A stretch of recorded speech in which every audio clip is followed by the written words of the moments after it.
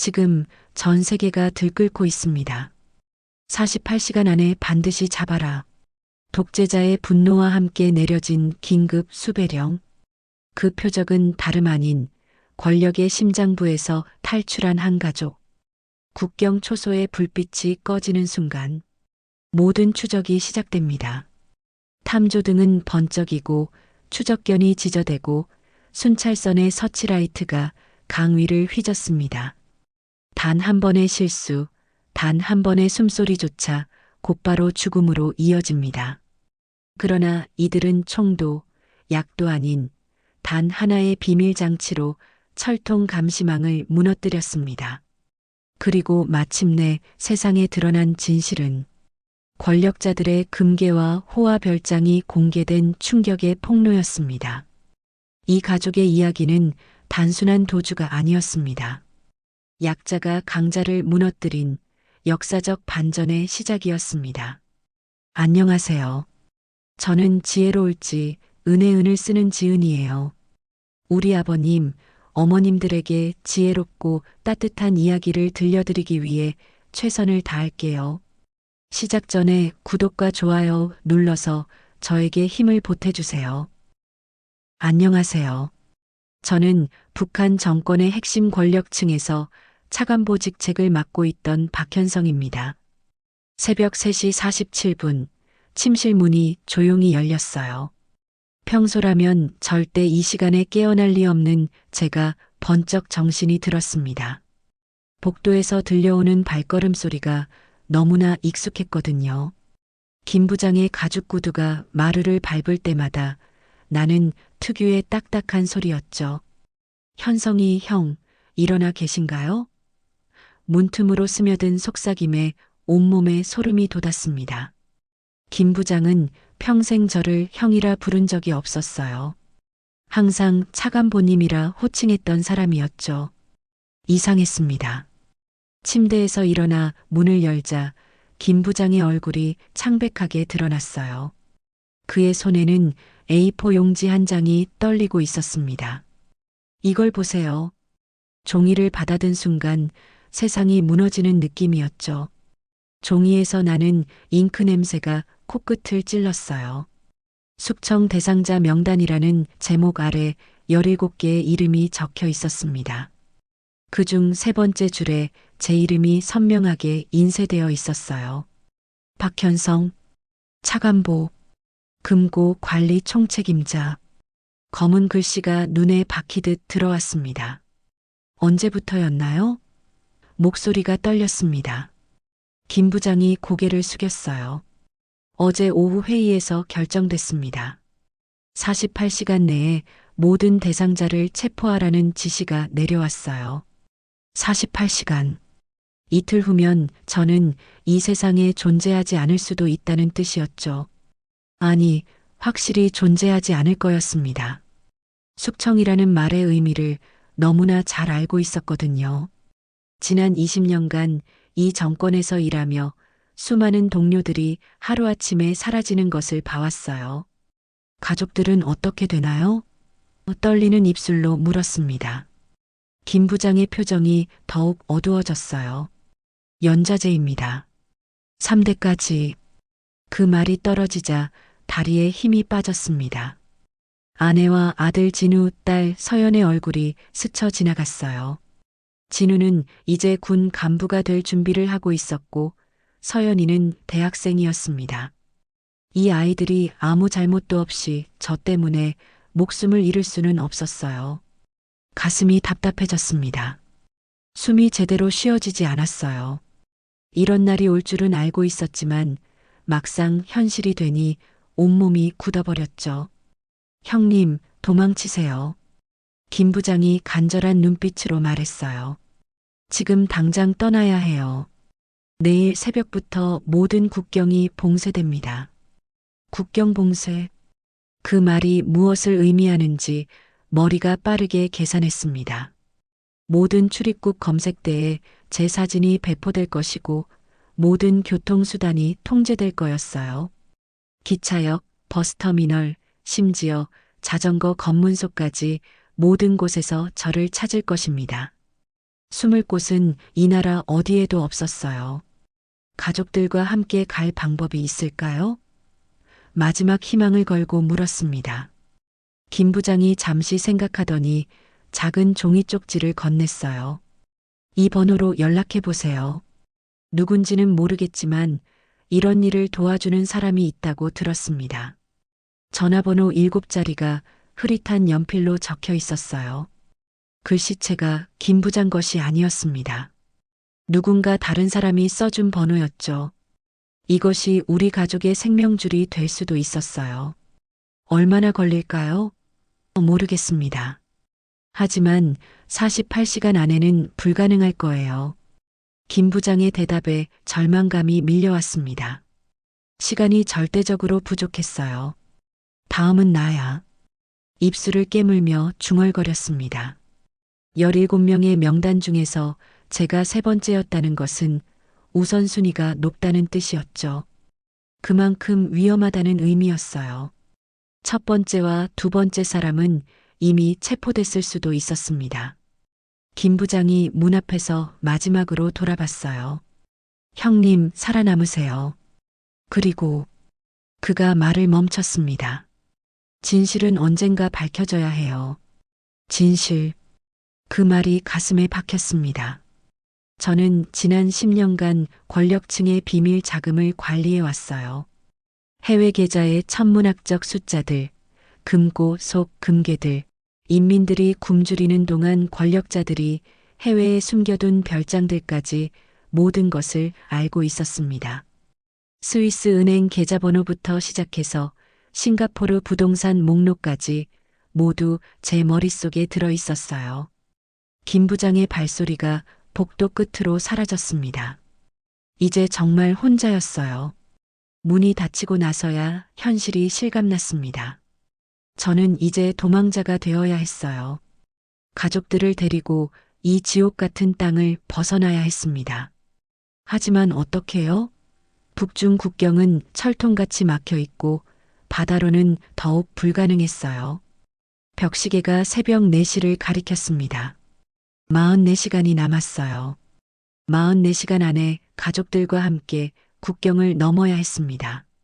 아니면 우리는 모두 이 땅에서 영원히 사라질 거였어요. 손이 떨렸지만 마음은 점점 단단해졌습니다. 가족을 지키기 위해서라면 무엇이든 할 수 있을 것 같았어요. 심지어 이 나라 전체를 적으로 돌리더라도 말입니다. 권력층의 비밀을 모두 알고 있는 제가 살아남아야 했어요. 그것이 인민들을 위한 일이기도 했죠. 종이 쪽지를 다시 들여다봤습니다. 희미한 연필 자국이 운명을 가를 유일한 열쇠였어요. 새벽 4시 30분 거실 소파에 앉아 가족들을 깨워야 할지 고민하고 있었어요. 아내 영희는 평소 잠이 깊었고 진우와 서연이는 젊은 나이라 한번 잠들면 쉽게 깨지 않았습니다. 하지만 이런 상황을 어떻게 설명해야 할지 막막했어요. 손에 든 종이 쪽지가 축축하게 젖어 있었습니다. 손바닥에서 나온 식은땀 때문이었죠. 전화를 걸어야 할까요? 아직은 이른 시간이었지만 48시간이라는 시한은 계속 줄어들고 있었어요. 용기를 내어 침실 문을 열었습니다. 여보, 깨어요. 아내의 어깨를 가만히 흔들었어요. 영희가 부스스한 머리를 들며 눈을 떴습니다. 왜 이래요? 몇 시예요? 4시 반이에요. 중요한 얘기가 있어요. 목소리를 최대한 차분하게 유지하려 했습니다. 하지만 떨림을 완전히 숨길 수는 없었어요. 영희가 침대에서 일어나 거실로 나왔습니다. 제 표정을 보더니 심각함을 눈치챘어요. 무슨 일이에요? 아이들도 깨워야 해요. 진우와 서연이를 불러 모았습니다. 두 아이 모두 잠옷 차림으로 나와 소파에 앉았어요. 진우는 이미 군인다운 경각심으로 또렷한 표정이었고 서연이는 아직 잠이 덜 깬 듯 눈을 비비고 있었습니다. 가족회의를 해야겠어요. 심호흡을 한 번 하고 입을 열었습니다. 우리가 위험에 처했어요. 영희의 얼굴이 순간 창백해졌어요. 위험이라니 무슨 말이에요?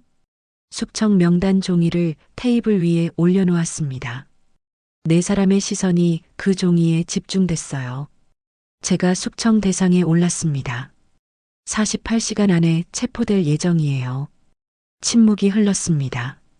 진우가 먼저 입을 열었어요. 아버지, 이게 확실한 정보인가요? 김 부장이 직접 가져왔어요. 그 사람이 거짓말할 이유는 없죠. 제 목소리가 떨렸습니다. 연자제예요. 우리 가족 모두가 위험해요. 서연이가 울음을 터뜨렸어요. 아빠, 우리가 뭘 잘못했어요? 20살 딸의 눈물이 제 가슴을 찢었습니다. 서연이는 아직 어린아이 같은 면이 있었거든요. 정치적인 일들과는 거리가 먼 평범한 대학생이었어요. 영희가 서연이를 안으며 저를 바라봤어요. 그럼 어떻게 해야 해요? 아내의 목소리는 놀랍도록 차분했습니다. 20년 넘게 이 정권 속에서 살아오며 터득한 위기 대응 능력이었죠. 탈출해야 해요. 그 말을 꺼내는 순간 방 안의 공기가 무거워졌습니다. 이 나라를 떠나야 해요. 진우가 고개를 들었어요. 어디로요? 한국이요. 제가 대답하자 네 사람의 표정이 각기 달랐습니다. 영희는 두려움, 진우는 진지한 고민, 서연이는 혼란스러움이었어요. 한국으로 가는 방법이 있어요? 영희가 현실적인 질문을 던졌습니다. 종이 쪽지를 보여줬어요.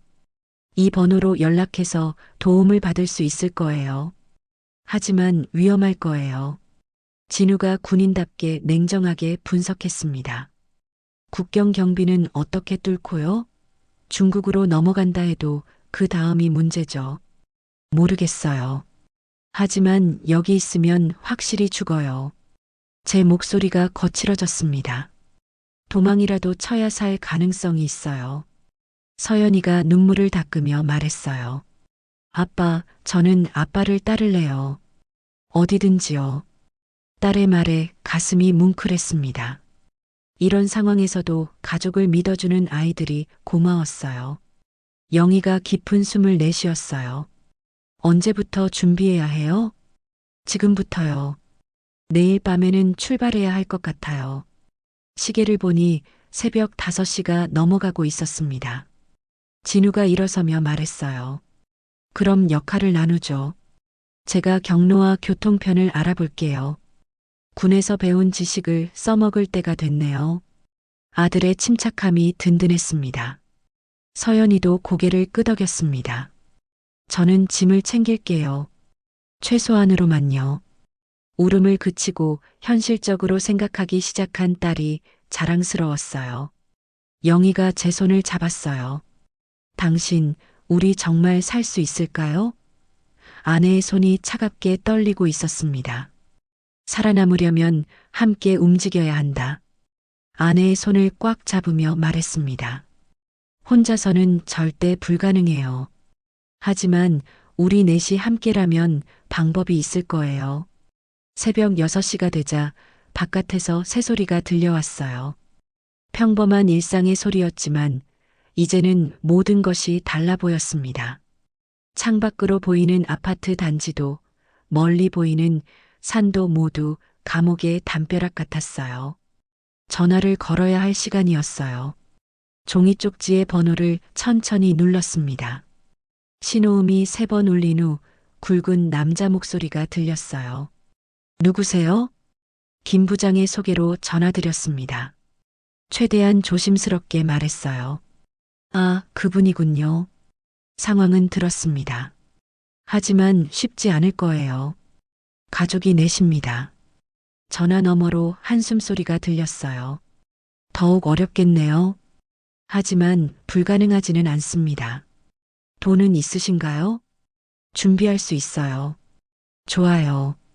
오늘 밤 10시에 만나죠. 장소는 나중에 알려드릴게요. 목소리에 전문가다운 차분함이 있었습니다. 전화가 끊어진 후 가족들이 저를 바라봤어요. 연락이 닿았어요. 오늘 밤에 만나기로 했어요. 영희가 부엌으로 가며 말했어요. 마지막 식사를 준비할게요. 언제 다시 집에서 밥을 먹을지 모르니까요. 아내의 현실 감각이 놀라웠습니다. 진우는 지도를 펼쳐놓고 국경 지역을 살펴보고 있었어요. 서연이는 작은 배낭에 필수품들을 넣고 있었습니다. 저는 서재로 가서 금고를 열었어요. 비상시를 위해 모아둔 달러와 위안화가 있었습니다. 그리고 가장 중요한 것들, 권력층의 비밀 계좌 정보가 담긴 USB와 문서들이었어요. 이것들이 우리 가족의 미래를 바꿀 수도 있었습니다. 아니, 이 나라 전체의 미래를 바꿀 수도 있었죠. 언젠가는 이 증거들로 진실을 밝혀야 할 때가 올 것입니다. 시계 소리가 유독 크게 들렸어요. 똑딱똑딱. 남은 시간을 재촉하는 것 같았습니다. 오후 7시 브로커와 만날 시간이 다가오고 있었어요. 하루 종일 집안은 긴장감으로 가득했습니다. 영희는 마지막 저녁을 차리며 평소보다 더 정성스럽게 요리했고, 진우는 지도와 나침반을 들여다보며 탈출 경로를 연구하고 있었어요. 서연이는 배낭을 다시 정리하며 무엇을 가져갈지 고민했습니다. 아빠, 이 사진들도 가져가야 할까요? 가족 사진들을 손에 들고 물었어요. 가져가자. 하지만 최소한으로만. 오후 8시에 브로커에게서 문자가 왔습니다. 평양역 뒤편 창고 지역으로 오세요. 혼자 오십시오. 혼자라는 말이 걸렸지만 어쩔 수 없었어요. 혼자 가야 한다고 하네요. 가족들에게 말하자 진우가 반대했습니다. 위험해요, 아버지. 함정일 수도 있어요. 하지만 다른 방법이 없어요. 코트를 입으며 말했어요. 만약 제가 2시간 안에 돌아오지 않으면 경찰서에 신고하세요. 영희가 제 손을 잡았어요. 조심해요. 아내의 눈에 눈물이 맺혔습니다. 평양역 뒤편은 어둠 속에 잠겨 있었어요. 가로등도 몇 개 없어서 발밑이 잘 보이지 않았습니다. 창고들 사이로 걸어가니 한 남자가 그림자 속에서 나타났어요. 박차관보님이시죠? 40대 중반으로 보이는 남자였습니다. 키가 크고 마른 체격이었어요. 저는 최 브로커라고 불러주세요. 가족 넷이 모두 갈 수 있나요? 바로 본론으로 들어갔습니다. 최 브로커가 고개를 끄덕였어요. 가능합니다. 하지만 일반적인 방법으로는 안 돼요. 그가 작은 상자를 꺼냈습니다. 이걸 보세요. 상자 안에는 손바닥 크기의 검은색 기계가 들어 있었어요. 이게 뭔가요? 전자 교란 드론입니다. 최 브로커의 눈이 빛났어요. 제가 중국에서 가져온 최신 장비죠. 감시, 카메라와 탐조 등을 무력화시킬 수 있어요. 정말 효과가 있나요? 의심스러웠습니다. 그런 작은 기계로 국경 경비를 뚫을 수 있을까요? 직접 보여드리죠. 최 브로커가 드론을 작동시켰습니다. 부응하는 소리와 함께 드론이 공중으로 떠올랐어요. 그 순간 주변 가로등이 깜빡이기 시작했습니다. 10초만 버티면 모든 눈이 멀게 된다. 최 브로커가 자신 있게 말했어요. 이 드론이 전자기파를 발생시켜서 전자장비를 일시적으로 마비시키는 거죠. 놀라웠습니다. 정말로 가로등들이 꺼졌다가 다시 켜졌어요. 얼마나 지속되나요? 약 30초 정도요. 그 시간이면 국경 철조망을 넘기에 충분해요. 최 브로커가 드론을 다시 상자에 넣었습니다. 비용은 얼마인가요? 가족 내시면 2만 달러입니다. 그리고 이 드론 사용료가 별도로 5천 달러예요. 생각했던 것보다 비쌌지만 생명을 생각하면 싸다고 할 수 있었어요. 언제 출발하나요? 내일 밤 11시요. 달이 없는 날이라 최적의 조건이에요. 최 브로커가 작은 지도를 건넸습니다. 이 경로로 가실 거예요. 평양에서 신의주까지 트럭으로, 그 다음 도보로 압록강을 건너는 거죠. 지도를 들여다봤어요. 빨간 선으로 표시된 경로가 구불구불했습니다. 얼마나 걸리나요? 순조롭게 가면 6시간 정도요. 하지만 검문소를 피해야 하니까 더 걸릴 수도 있어요. 최 브로커의 표정이 진지해졌습니다. 가족들에게 주의사항이 있나요? 짐은 최소한으로 하세요. 한 사람당 작은 배낭 하나씩만. 그리고 절대 소리 내면 안 돼요. 최 브로커가 강조했어요. 특히 압록강을 건널 때는 숨소리도 조심해야 해요. 돈을 건넸습니다. 25,000달러. 우리 가족의 목숨값이었어요. 받았습니다. 내일 저녁 10시에 평양역 화물칸에서 만나요. 집으로 돌아가는 길에 마음이 복잡했어요.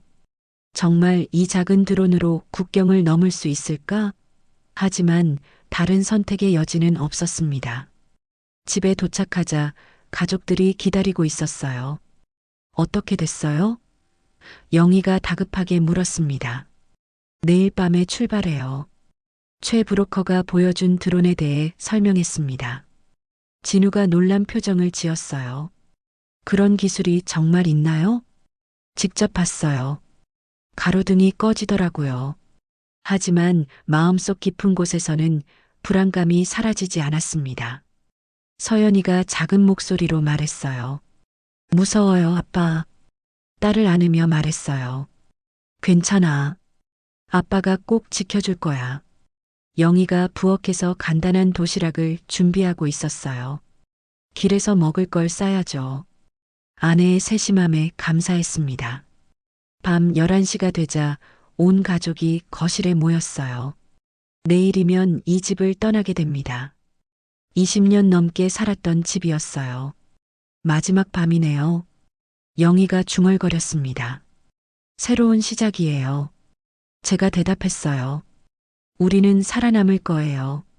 진우가 배낭을 확인하며 말했어요. 아버지, 정말 그 드론을 믿어도 될까요? 믿을 수밖에 없어요. 하지만 만약을 대비해서 다른 방법도 생각해 둡시다. 사실 다른 방법은 없었지만 가족들을 안심시키고 싶었어요. 서연이가 가족 사진을 배낭에 넣으며 눈물을 흘렸어요. 이 집이 그리울 거예요. 새로운 곳에서 더 행복하게 살 거야. 딸의 머리를 쓰다듬으며 말했습니다. 자유로운 곳에서 말이야. 새벽 2시가 되자 모두 잠자리에 들었어요. 하지만 잠이 오지 않았습니다. 내일 밤이면 우리는 도망자가 될 것이에요. 성공한다면 자유를, 실패한다면 죽음을 맞게 될 거였습니다. 벽시계 소리가 유독 크게 들렸어요. 각각의 초침이 우리의 운명을 재촉하는 것 같았습니다. 다음 날 밤 10시 평양역 화물칸 앞에서 최 브로커를 기다리고 있었어요. 가족 넷 모두 검은색 옷을 입고 작은 배낭만 메고 나왔습니다. 서연이는 긴장한 듯 아버지 팔을 꽉 잡고 있었고 진우는 주변을 경계하며 군인다운 자세를 유지하고 있었어요. 차가운 밤바람이 얼굴을 스쳤습니다. 이제 정말 돌아올 수 없는 길을 떠나는 거구나 싶었어요. 오셨군요. 최 브로커가 그림자 속에서 나타났습니다. 준비는 다 됐나요? 네, 모든 준비가 끝났어요. 각자의 배낭을 확인했습니다. 최소한의 옷가지와 물, 그리고 비상금이 전부였어요. 그럼 출발하죠. 트럭이 저기 대기하고 있어요. 최 브로커가 가리킨 곳에 낡은 화물 트럭이 서 있었습니다. 운전사는 믿을 만한 사람이니까 걱정 마세요. 트럭 짐칸으로 올라갔어요. 안에는 쌀포대들이 가득 쌓여 있었습니다. 이 포대들 뒤에 숨어 계세요. 검문소를 지날 때까지는 절대 나오면 안 됩니다.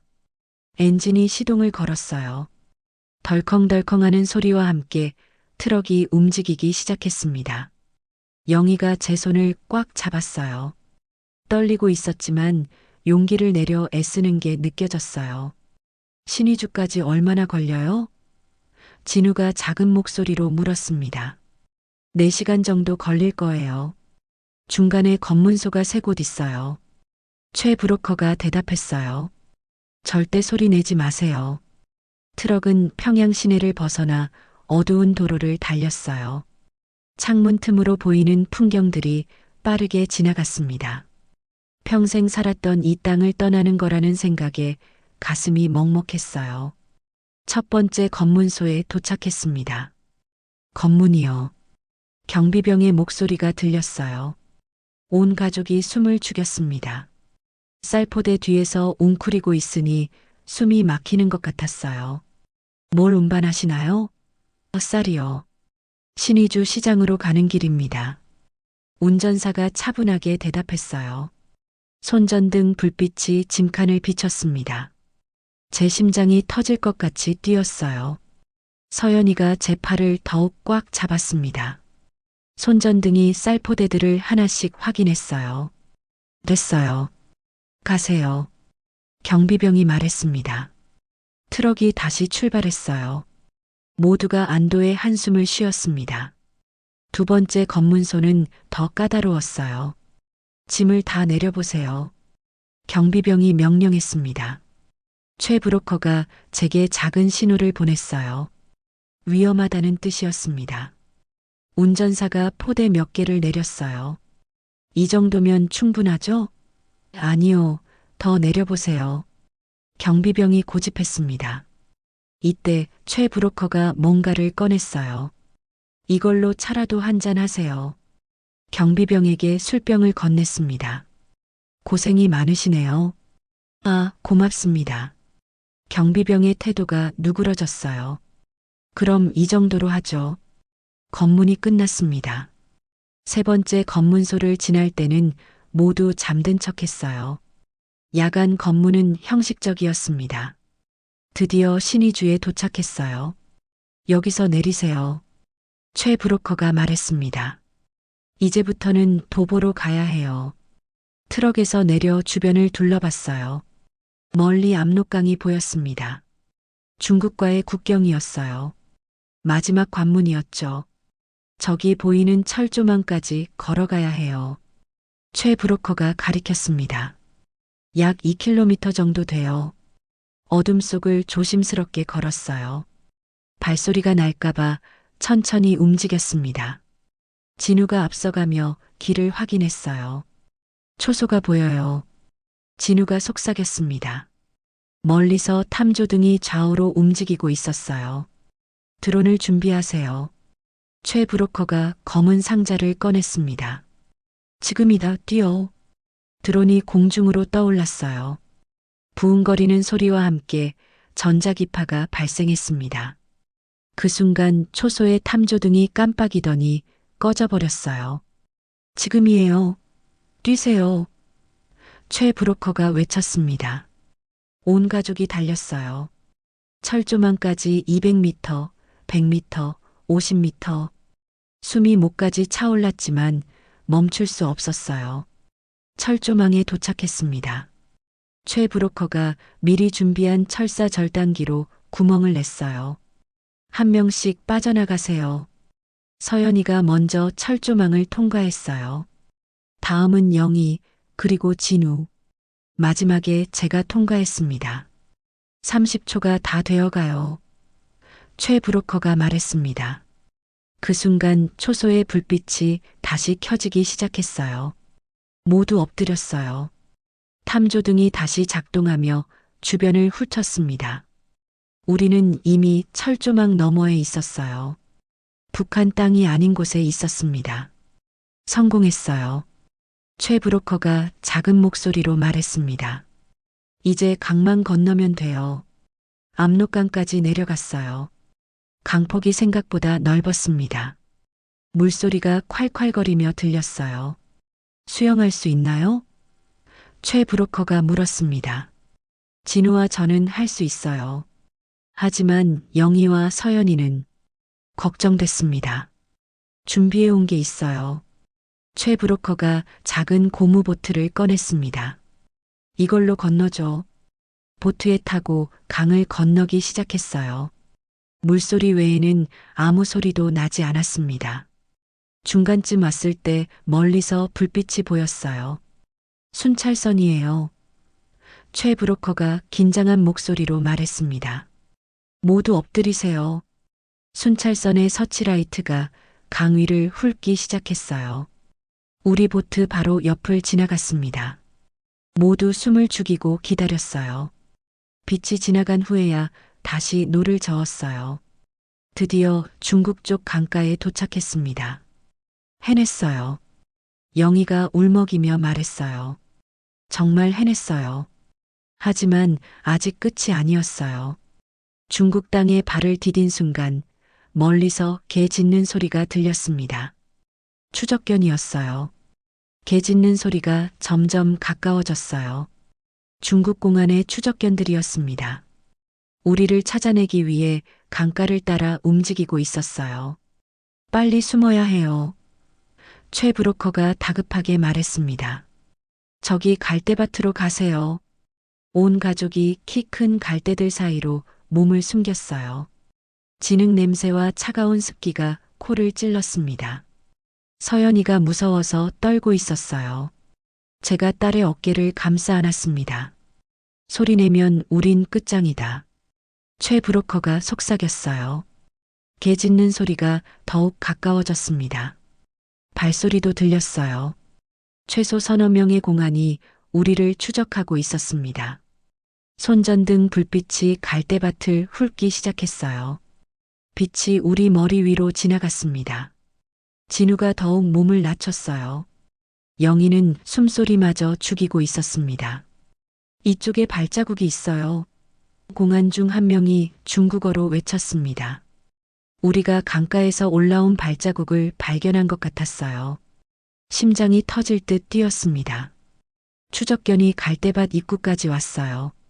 킁킁거리는 소리가 바로 옆에서 들렸습니다. 개의 숨소리까지 느껴질 정도로 가까웠어요. 이때 바람이 불었습니다. 반대쪽에서 불어온 바람이 우리 냄새를 다른 방향으로 날려보냈어요. 추적견이 혼란스러워하며 다른 곳으로 향했습니다. 다른 쪽을 찾아봅시다. 공안들의 목소리가 멀어져 갔어요. 10분 정도 지나자 완전히 조용해졌습니다. 이제 안전해요. 최 브로커가 안도하며 말했어요. 하지만 여기서 오래 있으면 안 돼요. 새벽에 또 순찰이 올 거예요. 갈대밭에서 나와 어둠 속을 걸었어요. 멀리 중국 마을의 불빛들이 보였습니다. 문명의 불빛이었어요. 하지만 아직도 위험은 끝나지 않았습니다. 저 마을까지 가야 해요. 최 브로커가 가리켰습니다. 거기서 차를 구할 수 있어요. 2시간 정도 걸었을까요? 작은 중국 마을에 도착했어요. 새벽 4시쯤이었습니다. 대부분의 집들이 불을 끄고 잠들어 있었어요. 여기서 잠시만 기다리세요. 최 브로커가 어떤 집으로 들어갔습니다. 10분 후 중년 중국인 남자와 함께 나왔어요. 이분이 리 사장님이에요. 우리를 도와주실 거예요. 최 브로커가 소개했습니다.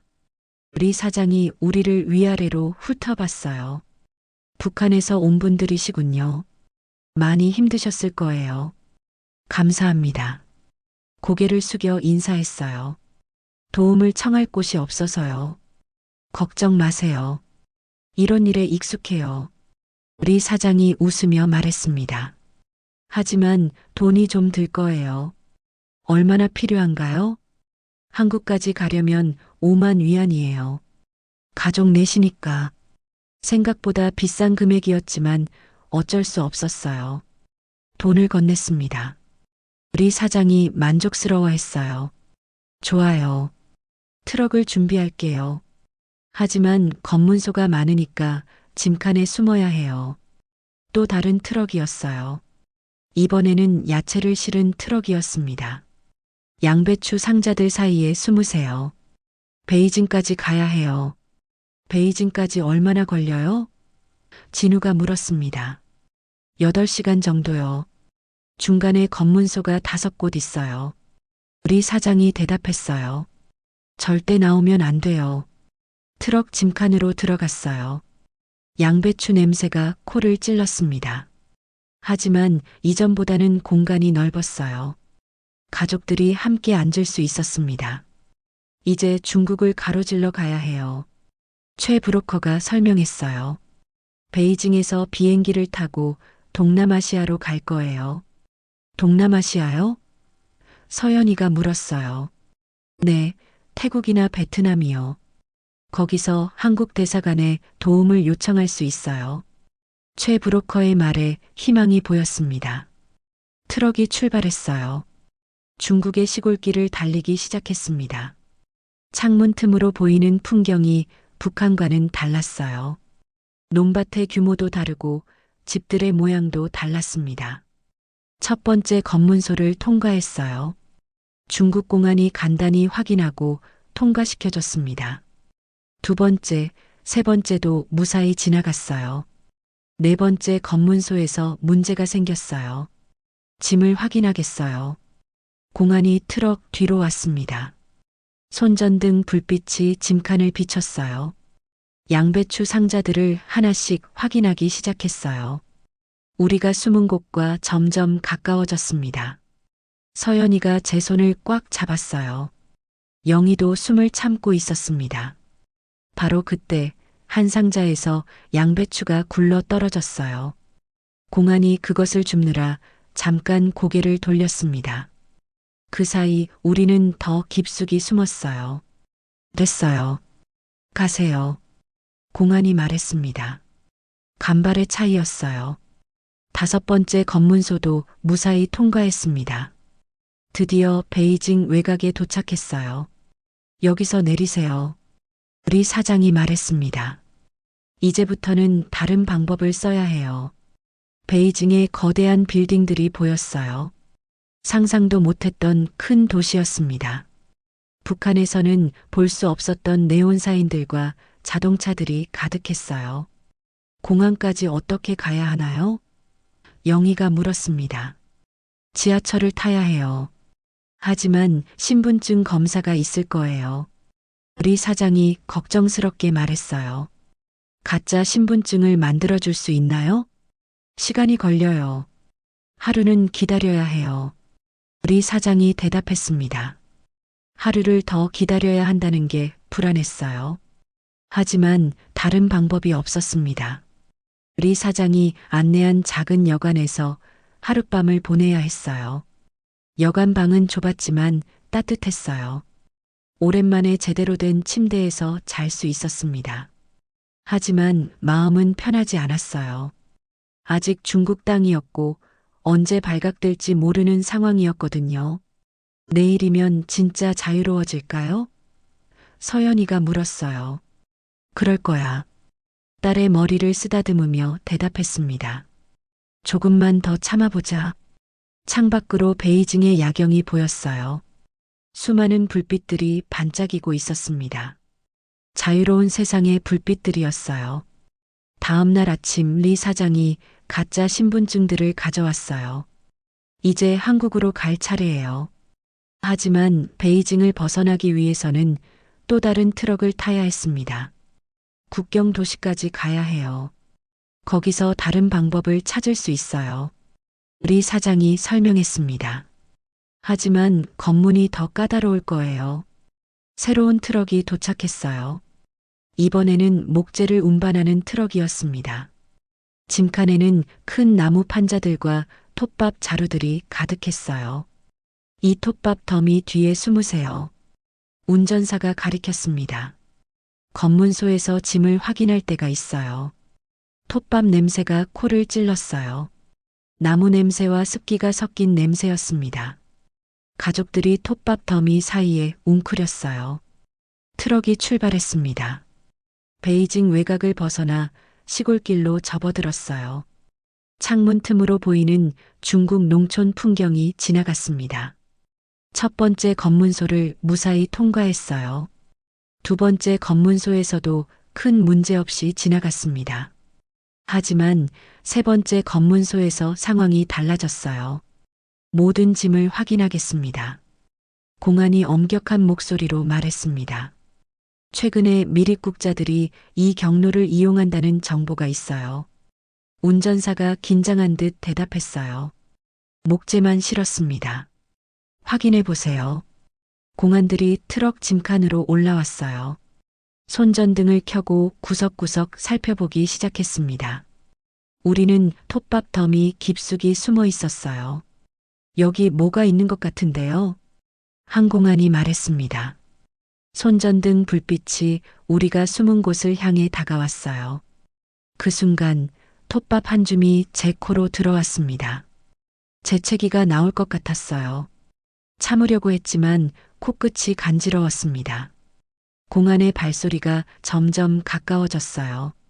이상하네요.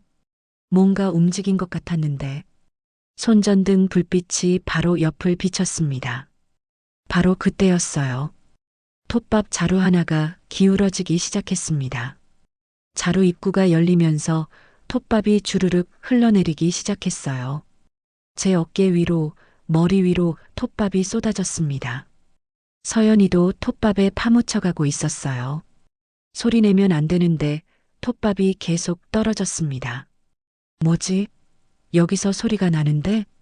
공안이 손전등을 들고 더 가까이 왔어요. 불빛이 톱밥 더미를 직접 비쳤습니다.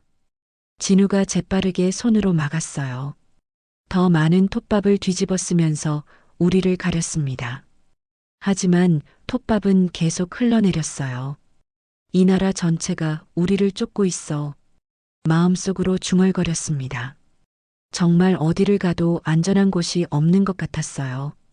공안의 손전등이 바로 제 얼굴 앞을 지나갔습니다. 숨을 완전히 멈췄어요. 심장 소리마저 들킬까봐 두려웠습니다. 그런데 그때 운전사가 큰 소리로 말했어요. 아, 그건 톱밥 자루예요. 오래되어서 구멍이 났나 보네요. 아, 그런 거군요. 공안이 손전등을 내렸습니다. 자루를 새 걸로 바꾸세요. 네, 알겠습니다. 운전사가 안도하며 대답했어요. 공안들이 트럭에서 내려갔어요. 이상 없습니다. 가세요. 검문이 끝났습니다. 트럭이 다시 움직이기 시작했어요. 모두가 안도의 한숨을 쉬었습니다. 톱밥이 온몸에 붙어 있었지만 살았다는 기쁨이 더 컸어요. 정말 아슬아슬했어요. 영희가 떨리는 목소리로 말했습니다. 아직 끝나지 않았어요. 운전사가 말했습니다. 한 곳 더 지나가야 해요. 마지막 검문소는 형식적이었어요. 야간이라 그런지 간단히 확인하고 통과시켜줬습니다. 드디어 국경 근처 도시에 도착했어요. 여기서 내리세요. 운전사가 말했습니다. 우리 사장이 기다리고 있었어요. 어떠셨어요? 위험했지만 무사히 왔어요. 이제 진짜 마지막 단계예요. 우리 사장이 말했습니다. 한국 대사관이 있는 베트남으로 가야 해요. 작은 버스를 탔어요. 국경을 넘어 베트남으로 향했습니다. 창밖 풍경이 또 달라졌어요. 베트남 하노이에 도착했을 때는 이미 새벽이었어요. 한국 대사관은 아침에 열어요. 우리 사장이 말했습니다. 작은 여관에서 하룻밤을 보냈어요. 톱밥 냄새가 아직도 몸에 배어 있었지만 드디어 안전한 곳에 왔다는 안도감이 들었습니다. 내일이면 정말 끝나는 거예요? 서연이가 물었어요. 그래, 내일이면 한국 대사관에 갈 수 있어. 딸의 머리를 쓰다듬으며 대답했습니다. 창밖으로 하노이의 새벽 풍경이 보였어요. 정말로 자유의 한 걸음 더 가까워졌습니다. 다음 날 오전 9시 한국 대사관 앞에 서 있었어요. 흰색 건물에 태극기가 바람에 펄럭이고 있었습니다. 그 순간 눈물이 났어요. 정말로 한국과 연결된 곳에 왔구나 싶었어요. 저희는 북한에서 온 탈북자입니다. 대사관 경비원에게 말했습니다. 경비원이 놀란 표정을 지으며 안으로 안내해줬어요. 접수처에서 한국 직원이 우리를 맞았습니다. 북한에서 오셨나요? 네, 그렇습니다. 목소리가 떨렸어요. 많이 힘드셨죠? 이제 안전해요. 직원의 말에 모든 긴장이 풀렸어요. 20년 넘게 살았던 그 땅에서 정말로 벗어난 거였습니다. 상담실로 안내됐어요. 담당 영사가 우리 가족을 하나씩 면담했습니다. 어떻게 북한을 떠나게 되셨나요? 숙청 명단에 올랐던 이야기부터 시작했어요. 김 부장의 경고, 가족회의, 브로커와의 만남, 드론을 이용한 국경 돌파까지 모든 것을 자세히 설명했습니다. 정말 놀라운 이야기네요. 영사가 감탄했어요. 전자 교란 드론을 사용했다고요? 네, 그 덕분에 초소를 무사히 통과할 수 있었어요. 그때를 생각하니 아직도 가슴이 두근거렸습니다. 현성님은 차관보 직책이셨다고 하는데 북한 권력층의 비밀 정보를 알고 계시나요? 영사의 질문에 중요한 순간이 왔음을 깨달았어요. 네, 많은 것을 알고 있습니다. 가져온 USB를 꺼냈어요. 권력층의 해외 계좌, 금괴 보관 장소, 비밀 자금 운용 내역까지 모든 자료가 여기 있어요. 영사의 눈이 커졌어요. 이것들이 모두 진짜인가요? 10년간 직접 관리했던 자료들이에요. USB를 건네주며 말했습니다. 스위스 은행 계좌번호, 싱가포르 부동산 목록, 중국 내 금괴 보관소까지 모든 정보가 들어있어요. 영사가 급히 전화를 걸었어요. 본부에 즉시 보고해야 할 사안입니다. 잠시 후 몇 명의 관계자들이 더 들어왔어요. 현성님, 이 정보들이 사실이라면 국제적으로 엄청난 파장을 일으킬 겁니다. 한 관계자가 말했습니다. 북한 정권의 비밀 자금을 모두 공개할 수 있어요. 그게 제 목적이에요. 단호하게 대답했습니다. 인민들이 굶주리는 동안 권력자들이 쌓아둔 부의 실체를 세상에 알려야 해요. USB 내용을 확인하는데 이 시간이 걸렸어요. 관계자들의 표정이 점점 심각해졌습니다. 이건 정말 대단한 자료네요. 영사가 놀라며 말했습니다. 권력층 개인별 계좌 잔고까지 상세히 기록되어 있어요. 김정일 시대부터 축적된 비자금이에요. 설명을 이어갔습니다. 매년 수억 달러씩 해외로 빼돌린 돈들이죠. 해외 부동산도 이렇게 많다니. 다른 관계자가 중얼거렸어요. 런던, 파리, 뉴욕까지 전 세계에 숨겨둔 재산이 있네요. 이 정보를 국제사회에 공개해도 괜찮으시겠어요? 영사가 물었습니다. 물론이에요. 망설임 없이 대답했어요. 그것이 제가 목숨을 걸고 여기까지 온 이유입니다. 서류 작성을 마치고 임시 숙소로 이동했어요. 한국 정부에서 마련해준 안전한 곳이었습니다. 아빠, 정말 이제 끝난 거예요? 서연이가 물었어요. 응, 이제 진짜 끝났어. 딸을 안으며 말했습니다. 우리는 자유로워졌어. 영희가 창밖을 바라보며 말했어요. 20년 만에 처음으로 안심하고 잠들 수 있을 것 같아요. 진우도 웃으며 말했어요. 아버지가 정말 대단한 일을 하셨어요. 세상을 바꿀 수도 있어요. 이틀 후 한국행 비행기에 올랐어요. 인천공항으로 향하는 대한항공편이었습니다. 창밖으로 구름들이 지나갔어요. 곧 한국 땅에 발을 디디게 될 거예요. 승무원이 친절하게 말해줬습니다. 3시간 후 인천공항에 도착했어요. 입국 심사대에서 대한민국에 오신 것을 환영합니다라는 말을 들었을 때 정말로 꿈을 이룬 기분이었어요. 통일부 관계자들이 공항에서 기다리고 있었어요. 현성님 가족이시죠? 하나원으로 안내해 드리겠습니다. 하나원으로 가는 버스 안에서 한국의 풍경을 처음 봤어요. 고속도로, 아파트 단지, 네온사인들. 모든 것이 신기했습니다. 여기가 우리가 살게 될 나라구나. 가족들과 함께 창밖을 바라봤어요. 하나원에서 정착 교육을 받기 시작했어요. 한국 사회 적응을 위한 프로그램이었습니다. 하지만 제게는 더 중요한 일이 기다리고 있었어요. 일주일 후 국정원과 통일부 관계자들이 찾아왔어요. 현성님이 제공해 주신 자료 분석이 끝났습니다.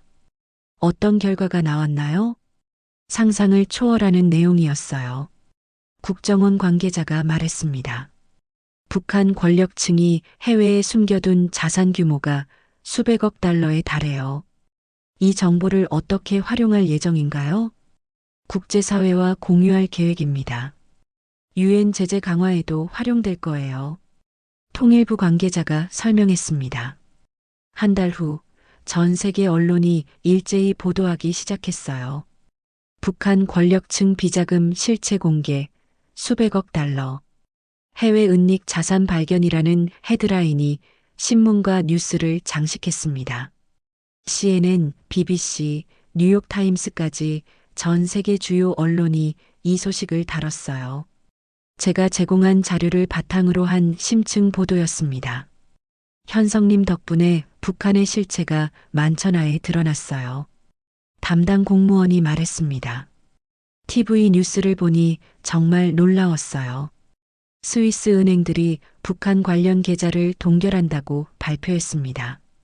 싱가포르 정부도 북한 소유 부동산에 대한 조사를 시작했어요. 가난한 인민의 피땀이 저 금괴 속에 있다. 이제 모두의 눈앞에 드러났다. 뉴스를 보며 중얼거렸습니다. 정말로 해냈습니다. 우리는 살아남았고 진실을 세상에 알렸어요. 북한 정권의 민낯이 전 세계에 공개되었습니다.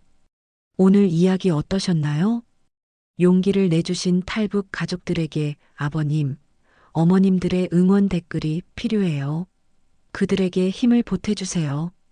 다음엔 더 흥미로운 이야기로 돌아올게요. 지금까지 지은이었습니다.